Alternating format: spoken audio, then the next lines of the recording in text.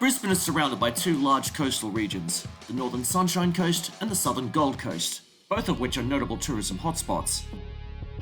Despite sharing a massive beach and surf culture, both regions have developed very differently over the decades, with the Sunshine Coast growing to be more laid back than the sprawling metropolitan Gold Coast. The Sunshine Coast has had many successful theme parks and tourist attractions over the decades, the majority of which have been based on the theme of ecotourism. These include Underwater World, Australia Zoo, the Ginger Factory, the Big Pineapple, as well as amusement rides and water parks like Aussie World and Thrill Hill. From the 1960s to the 2000s, the Sunshine Coast had many small-scale fun parks, wildlife centres and tourist spots overlooking its main highway. Sadly, competition with the Gold Coast and many infrastructural changes in the 1990s would lead to their closures. In the second part of our mini-series on the lost theme parks of South East Queensland, we'll be looking at Brisbane's neighbouring region in the north, the Sunshine Coast.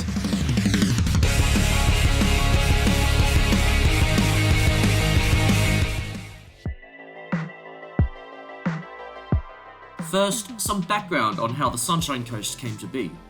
Several hours north of Brisbane lies the Shire of Maroochydore. It was the lands of the Gubbi Gubbi people, and the name Maroochydore is derived from the Yagara name for the local black swan, Maroochydore. Following European settlement, a lumber industry and a short-lived gold rush ensued, but fruit farming became Maroochydoore's most prosperous industry from the 1880s onward. The area's warm climate and regular rainfall made it perfect for growing pineapples, bananas, citrus and ginger, and before long Maroochydore became Queensland's biggest provider of fruit. Following the 1940s, Australia experienced many cultural changes which affected its tourism industry. First, more annual leave was being granted to Australian workers. Second, cars were becoming more affordable for the everyday Australian.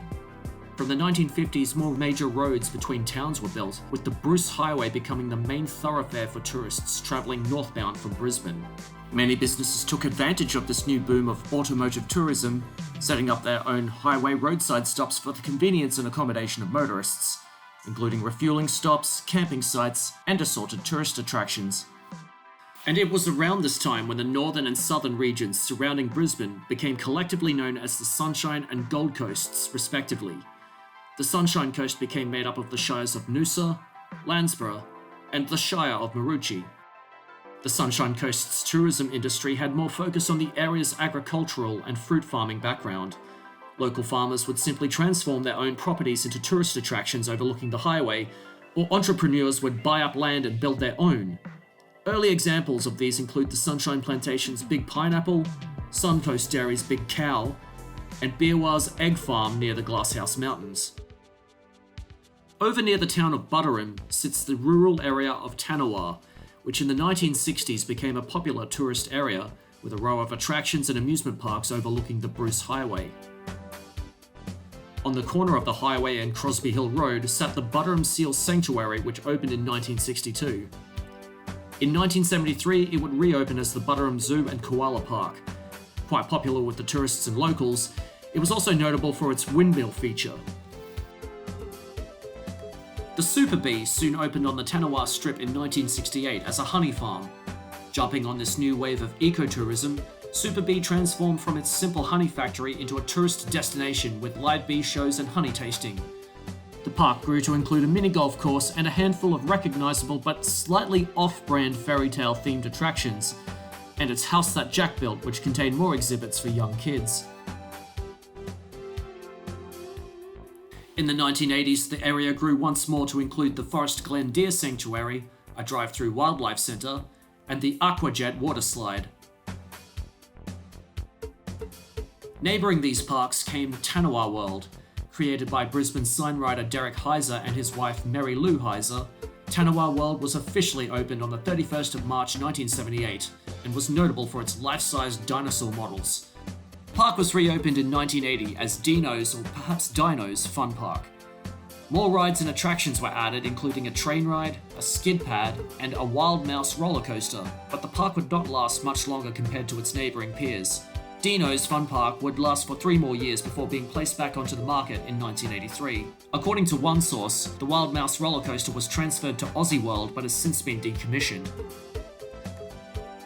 The The Sunshine Coast was booming, with an assorted arrangement of highway big things, tourist stops and amusement parks. But big changes were to come in the 1980s that would impact not just the Tanawha area, but many other Sunshine Coast icons.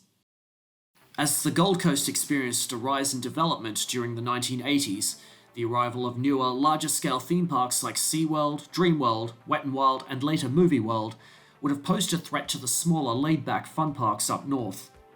And as if this weren't enough, in 1989 and 1990, it was announced that the Bruce Highway was to undergo several route changes, which would include deviations at both Tanawha and Nambour.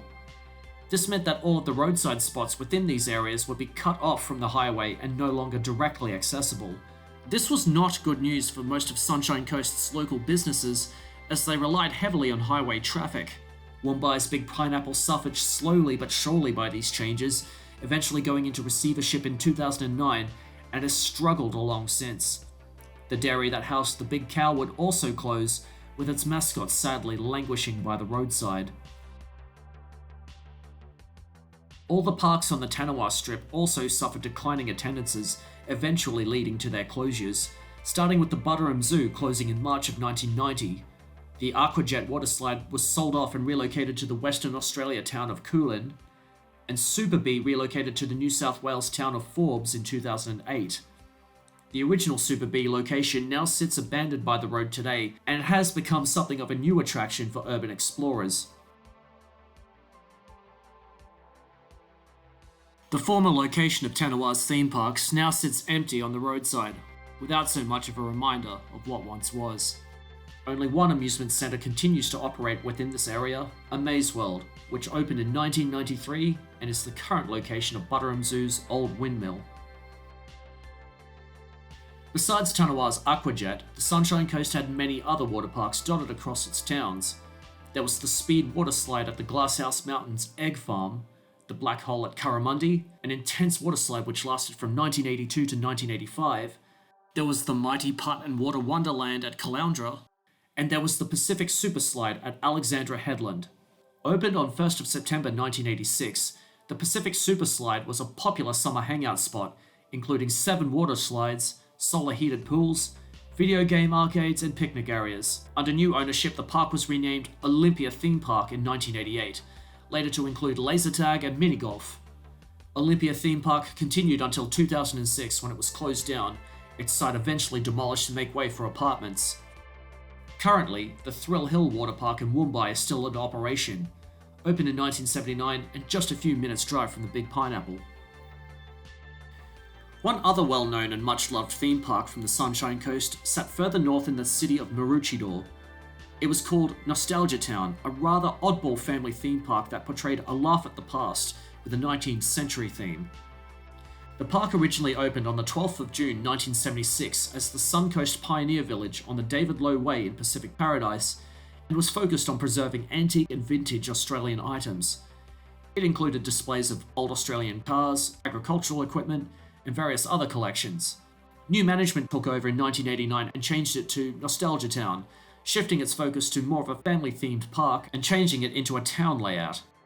The park included a reconstruction of an 1863 steam train that took visitors on a ride through numerous historical settings, often bordering on the uncanny valley with its strange-looking mannequins and animatronics. Nostalgia Town was unfortunately ravaged by floods in 1992, yet continued to operate for 11 more years until closing in 2003. Following its closure, the former area sat abandoned for years until it was redeveloped into a housing estate. Now, viewer feedback for our last episode on Brisbane's lost theme parks included Bunya Park Sanctuary, which was located in the North Brisbane suburb of Eaton's Hill. This was a much-loved animal reserve, which opened in 1968 and operated until its closure in 1994.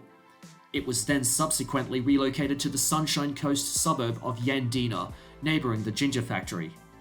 Like its Brisbane counterpart, Bunya Park's Yandina site eventually closed down, but a large portion of the original Eaton's Hill site was preserved.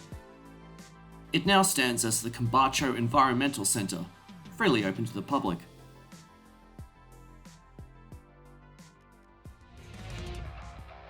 While often compared to the Gold Coast, the Sunshine Coast has offered tourists a more laid-back alternative to the glitz and glamour of its southern rival. Many of Sunshine Coast's theme parks have proudly lent into the region's agricultural roots and carved out their niches doing so, some with lasting success, others falling victim to change. Places like the Ginger Factory, Sea Life's Underwater World, and Australia Zoo continue to reign as some of Queensland's most popular and iconic theme parks, while the Big Pineapple and the Bli Bli Sunshine Castle are sadly struggling for survival. But after years of sitting forlornly by the once busy roadside, the legendary Big Cow was moved in January of 2020 to the Highlands Pioneer Village in the Darling Downs, where it now enjoys a new lease on life. In our next episode, we'll be jumping across to the south to view the lost theme parks of the Sunshine Coast's gaudy southern counterpart, the Gold Coast.